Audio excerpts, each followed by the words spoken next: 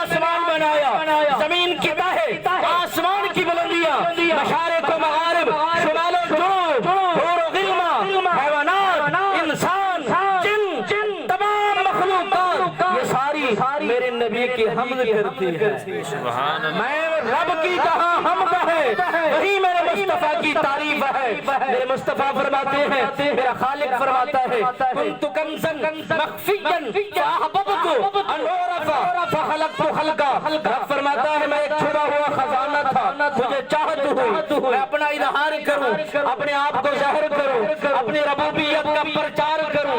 انبیاء تو آ چکے تھے، رسول تو جلوہ گر ہو چکے تھے، پیغمبر خدا تو ان کا آنا جانا ہوتا رہا۔ پھر میرے مصطفیٰ کے بعد رب نے یہ حکم فرمایا، رب نے فرمایا جو میں خالق کی تعریف میرے مصطفیٰ نے کرنی ہے، جو میں مالک کی تعریف میرے رحمت للعالمین نبی نے فرمانی ہے۔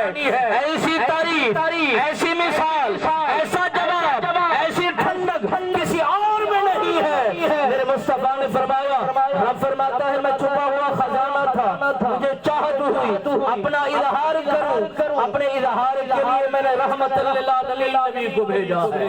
سبحان اللہ۔ عزیزان گرامی، میرے نبی رحمت فخر موجودات صلی اللہ علیہ وبارک وسلم سرکار کے جلیل القدر صحابی رسول حضرت پاک ابو ہریرہ پاک فرماتے ہیں کہ جب ہم نبی کی کچہری میں آیا جایا کرتے تھے، نبی کی قربت میں ہم بیٹھا کرتے تھے، نبی کے ہم بیان سے مستفید ہویا کرتے تھے، ملفوظات کو سنا کرتے تھے۔ حضرت ابو ہریرہ پاک فرماتے ہیں جب بھی میرے نبی لب کھولتے تھے، جملہ بولتے تھے، نور کی شعاعیں نکلتی تھی، در و دیوار معطر و منور ہو جایا کرتی تھی، اس زمانے کے اندر روشنی سی پیدا ہو جایا کرتی تھی۔ جب میرے نبی رحمت فخر موجودات صلی اللہ علیہ وبارک وسلم سرکار کے غلاموں شمع رسالت کے پروانوں 5 منٹ باقی آپ سے میں نے خطاب کرنا ہے، اوپر مغرب کا وقت ہونے والا ہے، ذرا ایک دفعہ کہہ دیجئے سبحان اللہ۔